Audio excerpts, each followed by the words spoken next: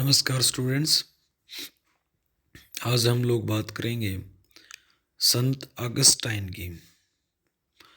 संत Augustine जो हैं उनका जन्म 354 एडी को हुआ और 430 एडी तक उनका जीवन रहा, यानी 430 एडी में उनकी डेथ हो गई। संत ऑगस्टाइन को आध्यात्मिक क्षेत्र में बहुत अधिक आगे तक आध्यात्मिक जीवन को लेके गए और चर्च जो था उसकी स्वाधीनता या उसकी स्वतंत्रता का संत ऑगस्टाइन ने प्रतिपादन किया है। यानी एक प्रकार से वो आध्यात्मिकता को बहुत आगे तक बढ़ाने वाले विचारक थे, लेकिन राजनीति में भी उनका बहुत बड़ा योगदान रहा है। इसलिए आध्यात्मिकता के साथ साथ उनको राजनीति की दृष्टि से भी याद किया जाता है। राज्य और उसकी जो प्रभु सत्ता है उनके बीच में क्या संबंध है, उनकी धारणा थी इसके बारे में कि यूनानी विचारक जो प्लेटो और अरस्तु ने कहा, उनसे संत ऑगस्टाइन का विचार या प्रभु सत्ता संबंधी उनकी जो धारणा थी वो भिन्न थी। उन यूनानी विचारक प्लेटो और अरस्तु ने तो जहाँ ये माना कि मानव जीवन पर राज्य की सर्वोच्चता है और वो इसके प्रतिपादक थे, वहीं संत ऑगस्टाइन ने कहा कि नहीं, ये धारणा विपरीत है उनकी धारणा, और उनका मानना था कि ये ऐसा नहीं है, और उनका मत अरस्तु से बिल्कुल भिन्न था। संत ऑगस्टाइन का दर्शन का जो सबसे ज़्यादा उनके दर्शन का जिनको देखने में मिलता है वो उनके सिटी ऑफ गॉड में हम लोग बात कर सकते हैं कि सिटी ऑफ गॉड जो है एक उनकी प्रसिद्ध पुस्तक थी कि ईश्वर का नगर या ईश्वर का राज्य। और इस पुस्तक में ऑगस्टाइन के विचारों के बारे में अच्छी तरह से हम लोग परिचित हो सकते हैं। सिटी ऑफ गॉड में ये क्वेश्चन पूछा था, सिटी ऑफ गॉड के लेखक कौन थे, या सिटी ऑफ गॉड जो पुस्तक थी वो किसने लिखी थी? संत ऑगस्टाइन ने लिखी थी। और उनके जो विचार थे और उन विचारों का मुख्य उद्देश्य ये था कि रोमन साम्राज्य का पतन हो गया था और ईसाई धर्म इसका बहुत बड़ा कारण नहीं था। उनका मानना था कि जो रोमन साम्राज्य है इसके पतन में ईसाई धर्म का कोई रोल नहीं था। ईसाई धर्म को वह शक्तिशाली बनाना चाहते थे और उसका एक अलग राज्य स्थापित करना चाहते थे। ईसाई धर्म के विरुद्ध लगाए गए सारे आरोपों का उन्होंने खंडन किया और उनका ये मानना था कि रोम पर आक्रमण ईश्वर की इच्छा से हुआ है क्योंकि ईश्वर के नगर में ईश्वर की जो नगर है उसकी बुनियाद रखने के लिए हुआ है। और ऑगस्टाइन ने दो राज्यों की धारणा का प्रतिपादन किया। उन्होंने कहा कि दो राज्य हैं, टू स्टेट्स हैं, उसमें एक तो ईश्वर का राज्य है और दूसरा लौकिक राज्य है या भौतिक राज्य है, या भौतिक राज्य को लौकिक राज्य मानता है वो, और जो ईश्वरीय राज्य है उसको आदि भौतिक राज्य मानता है। एक इनर वर्ल्ड और एक आउटर वर्ल्ड।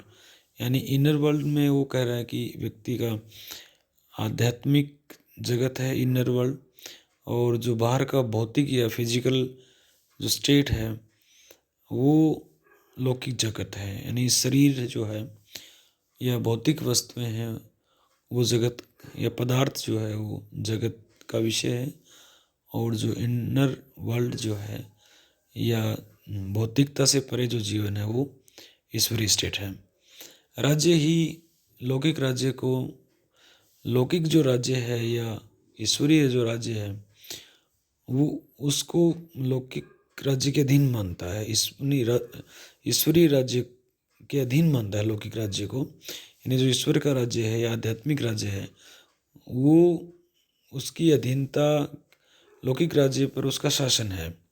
लौकिक राज्य के नियमों तथा कानूनों का मानना ही उनके लिए उचित है और जहाँ ईश्वर के प्रति कर्तव्य का उल्लंघन न हो, ईश्वर का जो भी आदेश है वो सारे आदेश लौकिक राज्य के निवासियों को मानना चाहिए।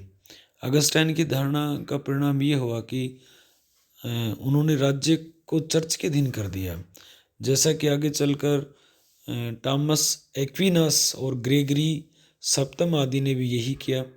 अगस्टाइन राज्य को चर्च का अंग नहीं बनाना चाहता था, क्योंकि उसको अपनी शक्ति ईश्वर से प्राप्त होती है और जनता जो है वो आज्ञा पालन के लिए बनी हुई है, उसके पास अधिकार नहीं है, परंतु वह आध्यात्मिक क्षेत्र में कोई इंटरफेयर नहीं कर सकता।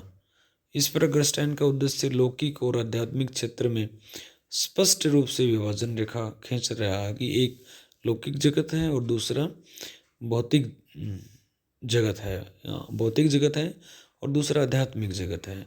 और यदि राजा आध्यात्मिक क्षेत्र में इंटरफेयर करता है तो प्रजा को उसके प्रति भक्त मतलब शक्ति का परित्याग कर देना चाहिए, है ना। अगस्टाइन लौकिक क्षेत्र में राज्य और आध्यात्मिक क्षेत्र में चर्च की सत्ता का समर्थन करता है।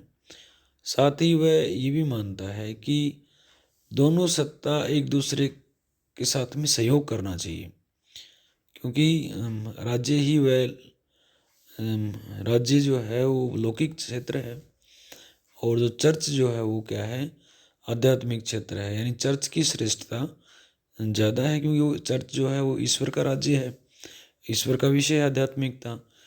और यही बात जो संत एम्ब्रोज, उनके जो महान शिष्य हुए अगस्टाइन के, 354 में उत्तरी अफ्रीका में इनका जन्म हुआ और उन्होंने भी अनेक ग्रंथों की रचना की। उन्होंने अपनी जो कन्फेशन, अपनी जो आत्मकथा लिखी और उन बहुत सारे जो मध्य काल के अंदर बहुत सारे जो ग्रंथ लिखे। ऐसा अगस्टाइन जो का पूरा बल जो है विचारों पर है और आध्यात्मिकता पर है। अगस्टाइन की जो प्रमुख धारणाएं थी, उन दो प्रमुख धारणाओं में एक तो इतिहास दर्शन का फिलोसफी ऑफ हिस्ट्री है। द सिटी ऑफ गॉड की रचना जो करता है अगस्टाइन, ईसाई धर्म के विरुद्ध जो भी आरोप लगाए गए उनका इस पुस्तक में वो खंडन करता है। उसके कारण ही रोम का पतन हुआ, ये वो मानता है, नहीं ऐसा नहीं हुआ।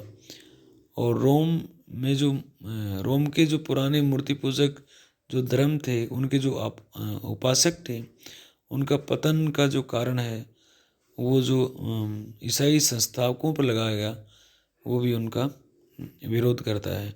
मूर्ति पूजकों का मानना था कि जब तक रोम में बृहस्पति आदि देवताओं की पूजा होती थी तब तक कोई पराजित नहीं कर सका इसको। अगस्टाइन ने उसके जवाब में कहा कि ये विश्वास करना मूर्खता है, क्योंकि साम्राज्यों का उत्थान या पतन देवताओं की प्रसन्नता या प्रकोप से नहीं होता है। रोम के इतिहास का उल्लेख करते हुए उसने लिखा कि पैगन धर्म के प्रभाव के कारण ही रोम पर अनेक बार बर्बर जातियों के आक्रमण होते रहते हैं। और पैगन मत जो है वो रोमन साम्राज्य में जो भी कमजोरियां उत्पन्न की हैं, जो सारी रोमन साम्राज्य में कमजोरियां उत्पन्न हुई है, वो पैगन धर्म के कारण हुई हैं। और वे ही रोमन जो कैप्लन का कारण बनी, जो रोम का पतन का जो कारण है वो यही बनी। ईसाई धर्म ने रोमवासियों की रक्षा की, क्योंकि आक्रमण के समय व्यक्तियों ने रक्षा के लिए चर्च की शरण ली। और कार्ल मार्क्स की भांति अगस्टाइन ये भी मानव इतिहास के प्रवाह को एक संघर्ष के रूप में देखता है। और मार्क्स में ये संघर्ष आर्थिक शक्ति के बीच में होता है और अगस्टाइन में पाप और पुण्य के बीच में होता है। उसका जो कॉन्सेप्ट था, टू स्टेट्स का जो कॉन्सेप्ट था, दो राज्य का जो सिद्धांत था, ये जो क्वेश्चन है वो ज़्यादा इम्पोर्टेंट क्वेश्चन है एग्जाम की दृष्टि से। और ये क्वेश्चन हर बार पूछा जाता है कि संत अगस्टाइन का दो राज्यों का सिद्धांत क्या है, टू स्टेट जो है वो क्या है। राजनीतिक विचार के क्षेत्र में अगस्टाइन की सर्वाधिक जो महत्वपूर्ण धारणा है वो दो राज्यों के सिद्धांत है, जिसमें एक तो विश्वरी राज्य मानता है, दूसरा वो सांसारिक राज्य मानता है। सांसारिक राज्य का संबंध शरीर से होता है, वह नाशवान है, जबकि ईश्वरीय राज्य का संबंध आत्मा से है, वह शाश्वत है। तथा मनुष्य के आध्यात्मिक क्षेत्र से संबंधित है। मानव को शांति केवल ईश्वरीय राज्य में ही प्राप्त हो सकती है। ईश्वरीय राज्य एक ऐसा सर्वव्यापक समाज है जिसका सदस्य कोई भी व्यक्ति मानव होने के नाते बन सकता है, परंतु कोई मनुष्य होने के नाते स्वयं इसका सदस्य नहीं बन सकता।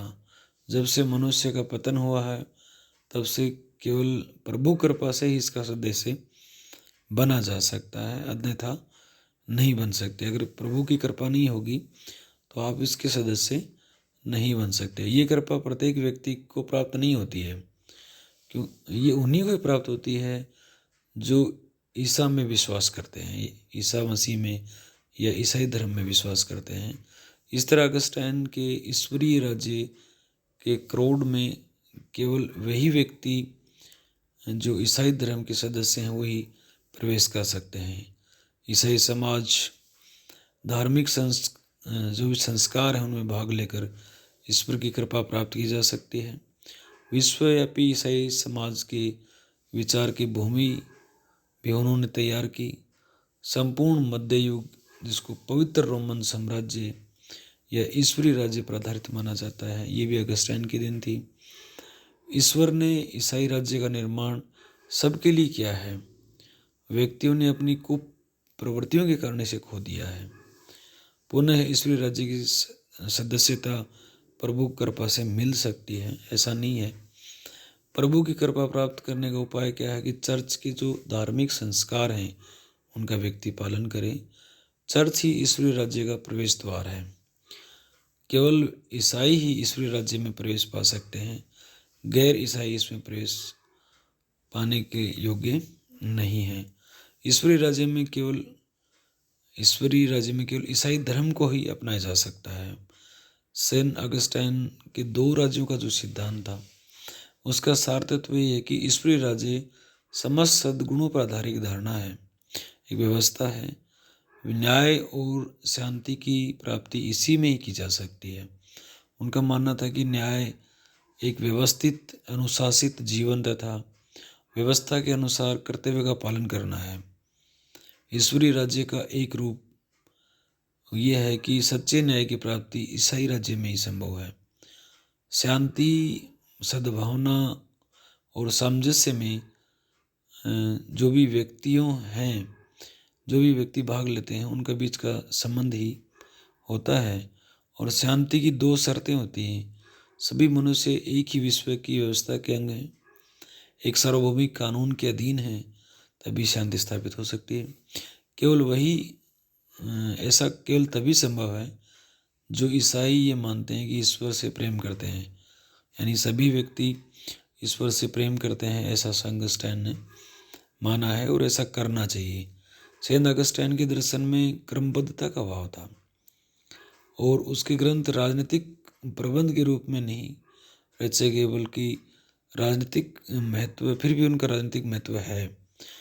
मध्यकालीन यूरोप पर सेंट पॉल के विचारों के अतिरिक्त किसी अन्य लेखक का उतना प्रभाव नहीं पड़ा जितना अगस्टाइन का पड़ा। सेबान ने तो इनके बारे में इनकी जो पुस्तक थी द सिटी ऑफ गॉड, इसे विचारों की खान कहा है कि भी ये जो सिटी ऑफ गॉड है ये विचारों की खान है, जहाँ से प्रोटेस्टेंट और कैथोलिक दोनों के विचार लिए गए दोनों के। सेंट थॉमस एक्विनास, दांते, ग्रोसियस ने द सिटी ऑफ गॉड से अपने विचार ग्रहण किए और अपने दर्शन दिया। ग्लेसियस ने 2 तलवारों का सिद्धांत भी काफ़ी हद तक इसी से प्रभावित है। और जो द सिटी ऑफ गॉड यानी 2 स्टेट, और जो ग्लेसियस का जो 2 तलवारों का सिद्धांत है, इनमें एक 2 तलवारों का सिद्धांत और 2 राज्यों का सिद्धांत, ये अलग अलग विचारकों ने दोनों अवधारणाएं दी। अगस्टाइन वह प्रथम विचारक है जिसका उद्देश्य मूर्ति पूजक धर्म को ही जीतना है, ईसाई धर्म को प्रतिष्ठित करना है, और इस प्रकार वह चर्च को ज़्यादा महत्व देता है। ईसाई धर्म को ज़्यादा महत्व देता है। और उनका मानना है कि वही व्यक्ति प्रभु के मतलब मंदिर में या चर्च में प्रवेश कर सकते हैं, या मंदिर प्रभु के राज्य में प्रवेश कर सकते हैं, जो मतलब ईसाई सिद्धांतों का या ईसाई मूल्यों का पालन करते हैं। और 2 स्टेट मानता है वो, लेकिन एक जो चर्च है या ईश्वरीय जगत है उसको ज़्यादा प्रधानता प्रदान करता है।